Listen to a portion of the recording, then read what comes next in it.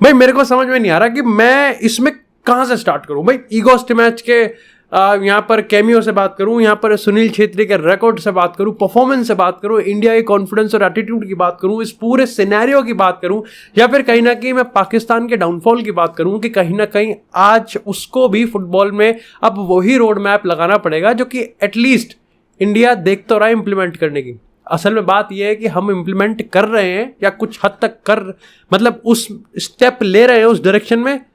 दिक्कत की बात यह है कि पाकिस्तान ने अभी तक उसको शुरू भी नहीं किया। लेकिन खैर आज हम सबसे पहले अपने गिरबान में झांकेंगे, और अगर इस मैच की मैं तुमको बात बताऊं तो ये मैच नियर परफेक्ट था। मतलब ऑफ कोर्स कुछ खामियां थी एंड ऑब्वियसली वो खामियां थोड़ी थोड़ी टाइम पे एक्सपोज हो रही थी, लेकिन ये चीज बहुत ज्यादा इंपॉर्टेंट है कि हम लोग इस चीज को कन्फेस और एक्सेप्ट कर लें कि इंडिया की ये परफॉर्मेंस या फिर इंडिया की कुछ पहले की पास्ट परफॉर्मेंस को अगर आप एनालाइज करोगे तो बॉडी लैंग्वेज में चेंज आया है। मेरे को आज भी याद है लाइक साल 2019 में आई थिंक वहां पर हम थाईलैंड को जब हमने 4-1 से हराया था, जब स्टीफन कॉन्स्टेंटाइन के अंदर हमने, तो वो एक मेमोरेबल मोमेंट था। वो एक आज भी अगर आप यहाँ पर यूट्यूब पे उस मैच को सर्च करोगे जब 4-1 से हमने उसको हराया था, उसकी एक अलग वाइब है। लेकिन डेफिनेटली उस वाइब के अगर आप एक हफ्ते बाद की अगर आप बॉडी लैंग्वेज की बात करोगे तो हमको कुछ ऐसा खास लग नहीं रहा था कि हम कुछ बिल्ड कर रहे हैं। हमको लग रहा था कि हमने कुछ क्रिएट, मतलब हमने कुछ फोड़ दिया है, लेकिन क्या हम उसको कंसिस्टेंटली फोड़ पाएंगे ऐसी अश्योरेंस नहीं थी।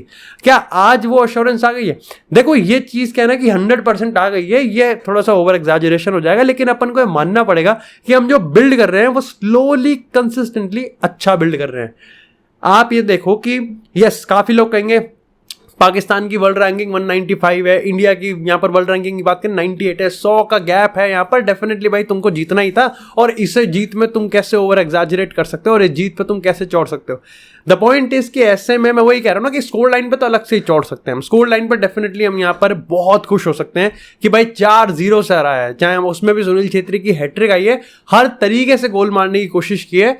लेकिन अगर स्कोर लाइन को एक बार को हटा भी देना, जिस तरीके का बॉडी लैंग्वेज यहाँ पर टीम इंडिया ने यूज किया है ना, वो अपने आप में अपलॉडेबल है भाई। और ये चीज सिर्फ पाकिस्तान के अगेंस्ट नहीं देखा हमने, जबकि पाकिस्तान वाला मैच जैसे मैंने वीडियो के स्टार्टिंग में ही कहा है इतना हाईली एंटिसिपेटेड होता है। लगभग 23,000 का यहाँ पर अटेंडेंस था और उसने पूरा यहाँ पर मजे दिलाया। मजे बस एक ने नहीं दिलाया, फैन कोड पे जो भी कमेंट्री कर रहा था, भाई प्लीज हिंदी में बात कर लिया कर, जरूरी नहीं है इंग्लिश में बात करना। और 90% टाइम तो उसने गलत ही नाम दिए, मतलब गलत उदानता ने गोल मारा भाई, पता नहीं अनवर अली कुछ ही कहा जा रहा है। जिंगन का हेडर जिसने गोल पोस्ट पे क्रॉस बार पे लगा था, उसने पता नहीं किसका नाम दे दिया। मैं देख रहा हूँ यार ये तो स्क्वाड में भी नहीं है, ये तो लाइनअप में भी नहीं खेल रहा है, कौन आके मार रहा है। दूसरी चीज जो कि आई थिंक हम कह सकते हैं, दो चीज जो कि मेरे को पर्टिकुलर खराब लगी, जो कि टैक्टिकल पॉइंट ऑफ व्यू से नहीं थी, वो थी यहाँ पर पहली चीज तो ये थी कि यार पिच की कंडीशन एट प्लेसेस खराब थी। अच्छा ये इसलिए मैटर कर जाता है because when you are an emerging nation, जब आप के एस्पिरेशंस बहुत हाई होते हैं ना,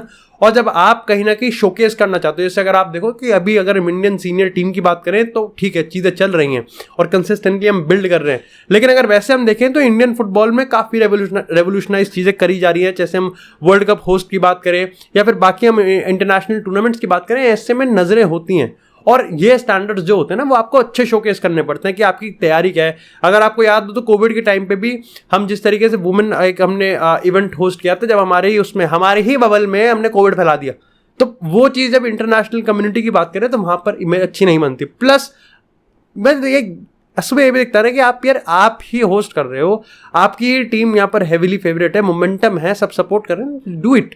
दूसरी चीज़ थी इंट्रूडर आए जाने, भाई आई थिंक 5 या 6 इंट्रूडर आ गए। क्या है, मेरे को ऐसा लग रहा था कि रॉयल रंबल है, अभी अंडरटेकर, गोल्डबर्ग, ब्रॉक लेसनर लड़ने लग जाएंगे। क्या हिसाब है यार, मतलब एक तो मैच चल रहा है, ऐसा वैसा मैच नहीं चल रहा है कि 12th D versus 12th B का मैच चल रहा है मॉनफोर्ड स्कूल में, मैच चल रहा है इंडिया वर्सेस पाकिस्तान का। समझ रहे हो तुम, लेवल देख रहे हो, इंडिया वर्सेस पाकिस्तान का मैच चल रहा है और घुसे ही जा रहे हैं। मतलब मेरे को ऐसा लग रहा था कि क्या 2.5 मिनट के इस पे स्टॉप वॉच पर है। लेकिन वापस से अपने मैच पे आते हैं। देखो मेरे को सबसे अच्छी चीज जो आज के इस मैच में लगी ना, वो था भाई ऑन बॉल गेम। अब इतना, और यही एक छोटा सा कॉम्प्रोमाइज भी हमने करा था जहां पर मैं थोड़ा सा क्रिटिसाइज करूंगा। क्रिटिसाइज पता है, I think criticise won't be a good word, क्योंकि हम इस तरीके से खेले हैं। लेकिन मैंने जैसा कहा ना कि किस चीज की बात करें, भाई 38 ईयर्स ओल्ड सुनील छेत्री जब प्रेस कर रहा था ना, मैं वो करीम बेंजिमा वाले गोल की याद आ गई।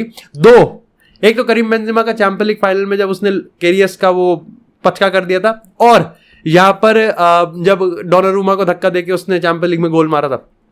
सुनील छेत्री का ये प्रेस लेजेंडरी था। And it's not just about the जो अपने पहला गोल मारा था, और उसमें भी आपको उस पूरे सीन को ना अगर आप ध्यान से देखोगे ना तो बहुत सारी चीजें एक्सप्लेन कर जाएंगे, लेकिन उसके बाद भी और उससे पहले भी जो कंसिस्टेंट बेसिस पे और जो नंबर्स ये फॉरवर्ड कर रहे थे ना इंडिया कि भाई प्रेस करो, कंसिस्टेंटली प्रेस करो, इसके दो मायने थे। देखो पहली चीज तो ये कि आप कॉन्फिडेंट दिख रहे हो, that is something different, but आपको पता है कि आप ये कर सकते हो, दैट इज समथिंग डिफरेंट। और आज टीम इंडिया को पता था कि वो कहां पर स्ट्रांग है और कहां पर फोड़ सकते हैं, और वो फोड़ रहे थे। चाहे हम यहां पर प्रेसिंग की बात करें, चाहे पोजीशन की गेम की बात करें, पोजीशन का गेम इतना ज्यादा फ्लॉलेस था ना, मतलब मैंने शायद से इतना सक्सेसफुल और इतना अटेम्प्टेड 1-2 टच आई थिंक ज्यादा बार नहीं देखा है टीम इंडिया की तरफ से, और वो भी अच्छी तरीके से उसको एग्जीक्यूट कर रहे थे in the box, in the close proximity between the lines. यहां पर अच्छा खेल रही थी team India, and I think 4-2-3-1 के सिस्टम के साथ ईगो स्टिमैच ने अपना लॉन्ग टर्म विजन दिखा लिया है कि भाई मेरी ये बहुत ही स्टेबल है। हाउएवर इस पर थोड़े से ग्लिचेस हैं, लेकिन दूसरी चीज थी कि यहां पर अगर आप सुनील छेत्री के पहले गोल की बात करोगे ना, then you have to understand कि दो चीज थी। देखो पहली चीज तो ये थी कि इंडिया प्रेस करने वाले, ये इंडिया ने मिनट 1 से बता दिया था, और इंडिया इस चीज को कितना सस्टेन कर सकती है, दैट वाज द क्वेश्चन। लेकिन दूसरी चीज ये थी कि भैया Pakistan build out from the back नहीं कर पाएगा, और वो कर भी नहीं पाया। अब वो तो ये चीज थी कि वो एडवर्ड मेंडी या फिर उन्होंने हाउलर कर दिया पाकिस्तान के गोलकीपर ने, जिसके साथ मेरी सद्भावना है। लेकिन भैया यहां पर पाकिस्तान की कोई भी टीम, मतलब पाकिस्तान की टीम का कोई भी सेट, कोई भी सीक्वेंस एक्चुअली में इस तरीके से कभी स्ट्रक्चर्ड ही नहीं था कि वो यहां पर play out from the back कर पाए। मैं आपको एक बहुत ही हिलेरियस चीज बताता हूं कि हम टैक्टिकली कितने अच्छे थे इसमें, क्योंकि एक्चुअली में बैक 6 के साथ डिफेंड करी थी पाकिस्तान, और इसमें कोई एक्चुअली में आप ये समझो कि इसमें उनकी मजबूरी थी, 2-0 डाउन हो गए थे। ऐसे में यहां पर अगर हम अपने फुल बैक्स की बात करें, फुल बैक्स और भाई अगर चांगटे की बात करें, और उधर से अगर हम बात करें यहाँ पर सुभाशीष बोस की बात करें, इधर से यहाँ पर हमारे फुल बैक की बात करें, तो आगे बढ़ रहे हैं, दे वर जस्ट पुशिंग अलोंग। ऐसे में यहां पर पाकिस्तान के पास और कोई चारा नहीं था बल्कि इस फ्लड को कि भाई इतने नंबर्स आगे फॉरवर्ड करें यार, इसको कैसे रोके। बैक 6 और आई थिंक 2 या 3 और 1 स्ट्राइकर था उनका, बट बैक 6 में भी हम अपना गेम और इतने स्विच करे ना, हमने परफेक्ट स्विच करें। अगेन मैं अगर अनवर अली और संदेश जिंगन की अगर मैं पार्टनरशिप की बात करूं, एब्सोल्युटली एक बीच में तो मैं वही तो बता रहा हूं कि इस गेम में ना it was all about team India. और ऐसे में जब टीम इंडिया से जुड़ा हुआ कोई भी आदमी कहीं ना कहीं अपने आप को ऐसे छूट रहा था, मैं छूट गया, मैं हेडलाइन में नहीं आऊं, वो अपना काम कर रहा था। आप फैंस की बात करो, 5 इंट्रूडर आ गए। उसके बाद आप यहाँ पर ईगो स्टिमैच की बात करो, भाई ने तो स्वैग ही है भाई जोसे मोरिन्यो वाइब, और फिर रेड कार्ड लेके भाई देखो, आप कह सकते हो कि स्ट्रेट रेड कार्ड ठीक है, बट यार देखो बकर तो काटी थी, भाई ने बकर काटी थी। और पता जैसे जैसे टीम इंडिया ईगो स्टिमैच का जो रिलेशनशिप है ना, वो कंसिस्टेंटली लॉन्ग टर्म पे जा रहा है, and he is getting regular and all that thing. भाई उसको पता है कैसे खेलते हैं, like he is getting know कि ठीक है ऑफ द पिच क्या करना है, and he is actually getting popular. भाई Igor Stimac is now getting the popular, वो हो रहा है कि लोग ईगो स्टिमैच को जान रहे हैं स्टिमैच से कि हाँ भाई अपना एक मैनेजर है और बकर काटने वाला है। दूसरी चीज थी, आप अमरिंदर को देखो, भाई बारिश हो रही है और यहाँ पर पिच के हालत कभी ढीले ढाले हो सकते हैं, and he is literally dribbling against Pakistan press, और कर गया वो कर गया, वो एडरसन वाला खेल गया। अमरिंदर वॉज वेरी कमांडिंग, अपना गोलकीपर अपने डिफेंस की बात करें कमांडिंग। अब एक आधे ड्रॉबैक की बात कर लेते हैं। देखो सबसे पहले मेरे को यहां पर एक चीज लगी कि हम लो ब्लॉक को अभी भी नहीं तोड़ पा रहे, अच्छे से नहीं तोड़ पा रहे, क्लियर कट चांसेस में हम अभी भी थोड़े पीछे हैं। हम काउंटर अटैक सही कर पा रहे हैं, लेकिन उसमें भी आपको बहुत सारा, यहाँ पर चांगटे की बात करें, अनिरुद्ध थापा की अगर हम यहाँ पर डीप से बात करें, और ऑफकोर्स सुनील छेत्री की अगर हम बात करें, तो इसमें आपको देना पड़ेगा। दूसरी चीज ये है कि हम यहाँ प्रेस बहुत अच्छे से कर रहे हैं, हमको अपने जो अटैक है उसको प्रोपोर्शनेट करना पड़ेगा कि लेफ्ट राइट और सेंटर। एट टाइम्स हम कहीं ना कहीं ऐसा लगता है कि बहुत लेफ्ट डिपेंडेंट है। अगर हम पहले हाफ की बात करें लेफ्ट था, लेकिन उसमें भी मैं अगर सहाल की बात करूं, देखो यार सहाल एज ए नंबर 10 मेरे को कोई दिक्कत नहीं है, लेकिन सहाल से मुझे बस एक छोटी सी प्रॉब्लम है कि सहाल थोड़ा ज्यादा टाइम ले लेता है।